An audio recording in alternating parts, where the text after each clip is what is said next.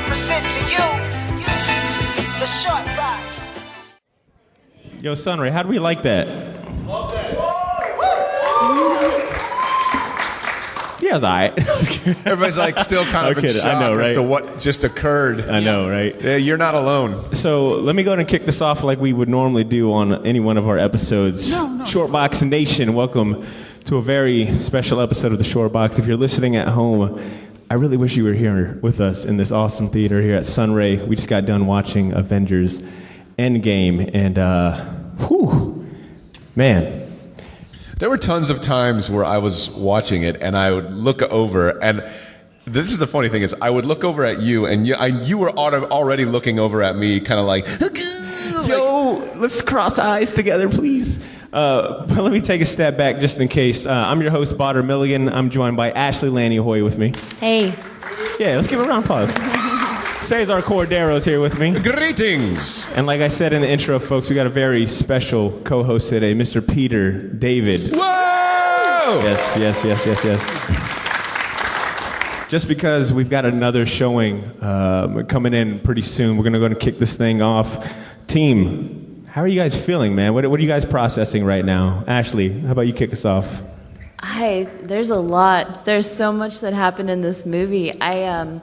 Despite kind of how it ended and who we lost, I feel super pumped right now. 2.5 hours later, I'm ready to watch it again. The whole time I saw Thor Lebowski, all I could think about was like, Ashley is loving this right now. The dude of Asgard. Yeah. See, what about you, man? How are you feeling, and what are you processing right now? So I kind of heard a rumor that spoiled something for me, but also it's kind of bittersweet in the sense that I saw Smart Hulk in this movie, and I wanted to make sure I mention it, that this guy right here created Smart Hulk. And I said, if they don't at least throw a thank you in the credits, I'm going to be raising all kinds of cane. Thankfully, they did. Yeah, I'm actually 2 for 2 with Marvel movies this year, because I also was credited at the end of Captain Marvel because I created Talos, who was the main villain in the film. Yep. So... and actually, I'm 3 for 3 if we count it from Aquaman. Let's count. I was there too.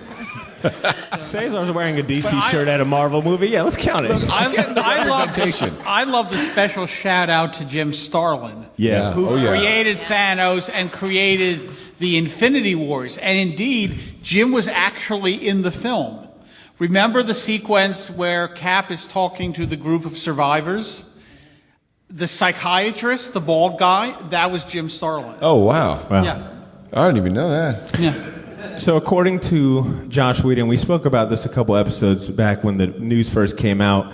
This movie marked the end of course, the phase 3 of the MCU, but also he was referring to as like kind of the end cap of this particular, just series of MCU movies. I think they were going to start referring to it as the Infinity Saga. So I want to ask you guys, does it live up to the hype? Was it worth killing your bladder for 3 hours? It honestly did not feel like 3 hours to me. It really, when you break it down, the 3 hours were, the first hour was immediate aftermath and a lot of character stuff. The second hour was time travel, and the third hour was the greatest comic book battle that we've ever seen recorded on film. That final. By the way, was it just me, or did Thor look like the dude? Yeah. Thor Lebowski. For sure. It was not just me. Yeah, okay. For sure. Yeah, he had a Thor Lebowski. See, what about you, man? Does it live up to the hype? So I think it's fair to say that everyone knows me as a resident curmudgeon. Yeah. And admittedly, when I first saw like the first hour, I could actually say the first hour and a half of this movie, I was a little confused and somewhat like, what's happening right now? Is this like there's comedy, it's like a 60s heist movie, and then like at the end, when things got really dark, I was like, oh, I kind of get why everything was happy up top, because they were going to 1-2 punch me with the serious stuff at the end. Mm-hmm. So by the end of the movie, I don't know I think you heard me cheer more than once. Especially, I think embarrassingly, I yelled really loud when T'Challa had the gauntlet in his hand. I was like, they're doing it! Like, really loud. Yo, look, there was a few scenes that I looked over just to see if you were actually enjoying something, and you were. You were like you were fighting back the enjoyment. You were like, I tried.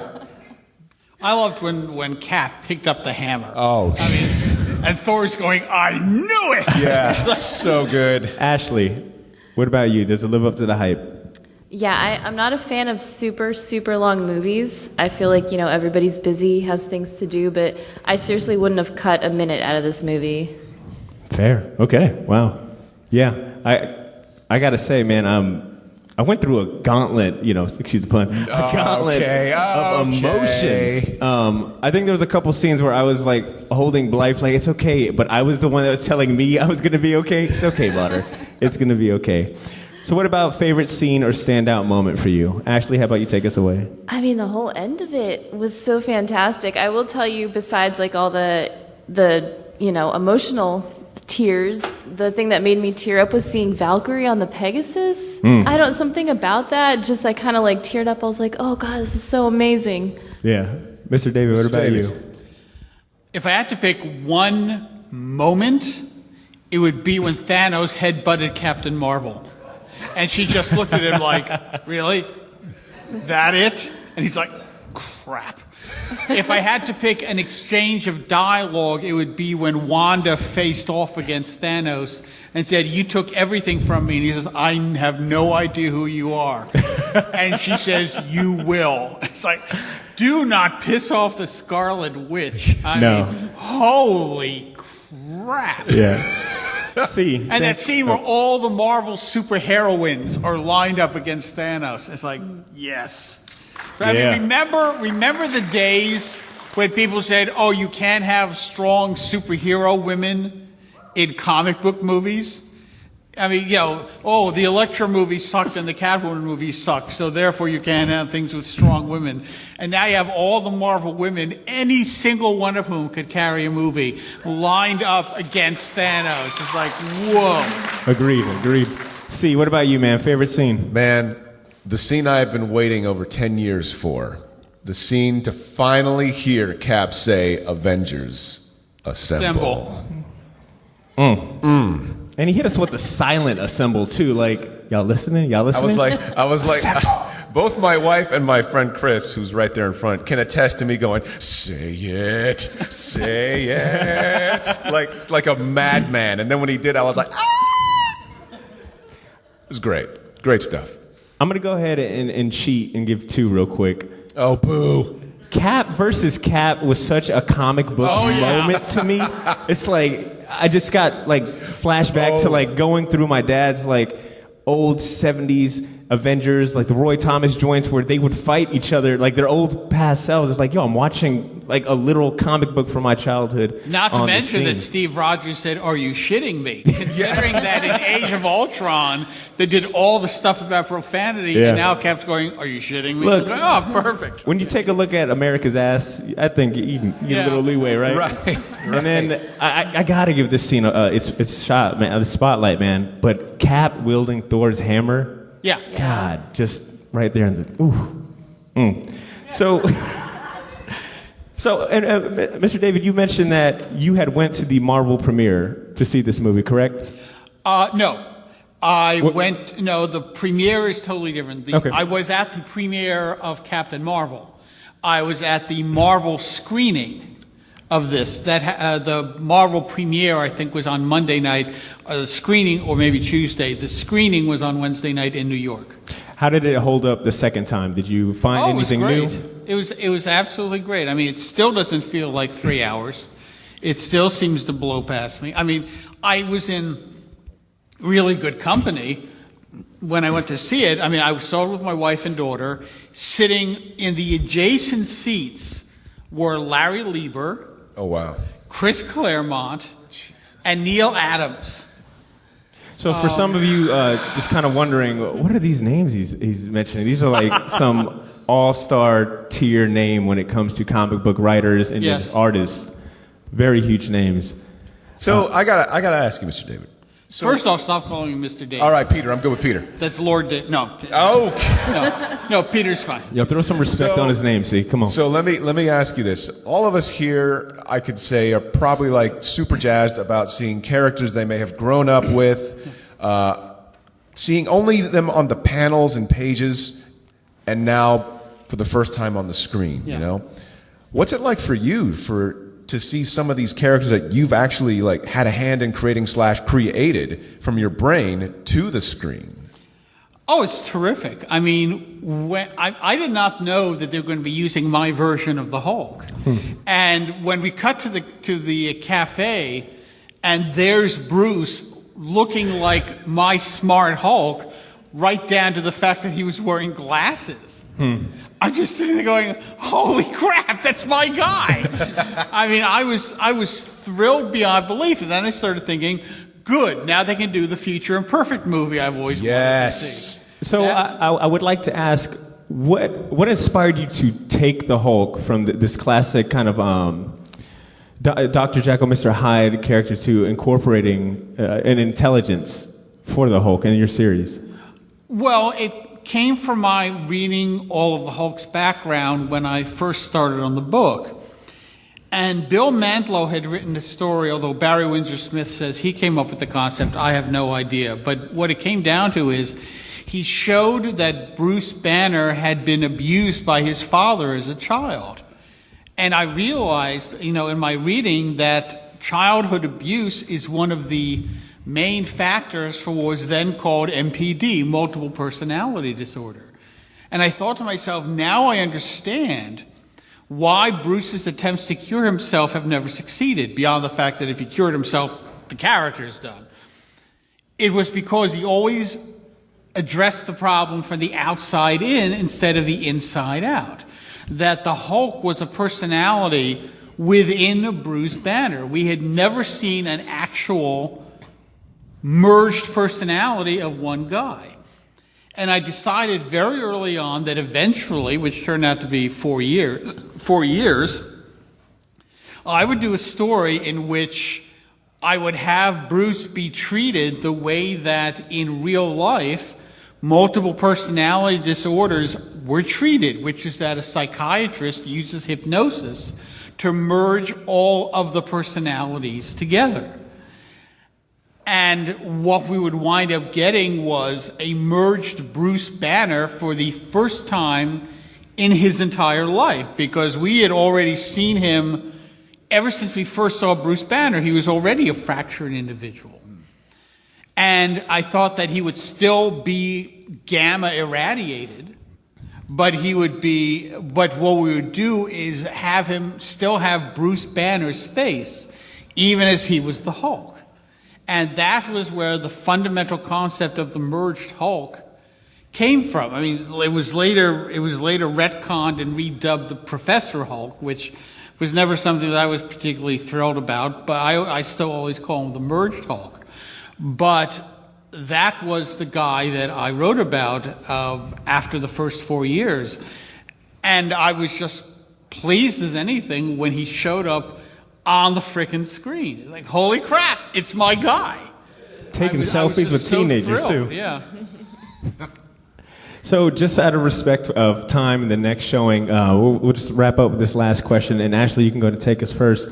Where to next, man? What do you guys want to see as far as where the MCU goes next, whether it's a particular story arc or introducing a new character? I mean, do you guys have any thoughts on that or a wish list? Captain America, for sure. Passing on the shield. I want a Captain America movie. Oh, another one, huh? Yeah. Interesting. With Sam Wilson as Cap? Yeah, with Sam Wilson as Captain America. I do like that they're trying to bring in a current story, possibly, with Sam taking upon the shield. Because that was one conversation I've had with a couple friends, is that what makes these movies, I think, extra, just resonate with me more, is that they're all based on stories that I grew up with, or I went back to read, or that just kind of have solidified themselves as like these classic reading these classic stories. So to see that the possibility that Sam might pick up the shield and be Captain America, it's like, okay, now we're tying in this current generation of readers. So it makes me pretty excited too. See, what about you, man? What do you want to see next? Well, I'll say my piece, and then I think this will be about it. We've always had this conversation where it's like, dude, I feel like the Marvel movies, I've been watching them for so long, it's almost like a military tour of service. You're like, I put the time in, man. Someone's got to replace me. I don't know how much longer I can stand it. But they will get my money if they decide to do X-Men. Yeah. Like if they decide, like if that Stinger had like Magneto turn around and go or something like that, you'd have looked at me and I'd have been like, ah, damn. Like, yo, they got me. They got me for another 20 years. What if it was Magneto on the bench, like, gotcha, bitch? Yo, dude, if they'd have got me like that, man, terrible. Yeah. I would like to take the time, though, to say that I know Peter's got to be booking in a little bit. He's actually going to be next door in Auditorium 2. If you want to meet him, ask him questions, all that sort of thing, till about 10:29. I say that because please don't be that person that waits till 10:29 to jump up and be like, Mr. David, I'd like to know your thoughts on the universe and everything, and what is the meaning of life? And please tell me, ascribe 42. something. Yeah, exactly. Nice. 42. Good. So that- Hitchhiker's Guide reference. I also have some stuff I can sell if anybody's interested. Absolutely. With that being said, Mr. David, do you want to go ahead and sign us out by telling us what you would want to see next? Well, as I said, I'd love to see them do Future Imperfect. I think that would be, kind of kicking. But to my understanding, Ruffalo is done with the Hulk, so that would be slightly problematic. I'm perfectly happy to not give it any thought whatsoever.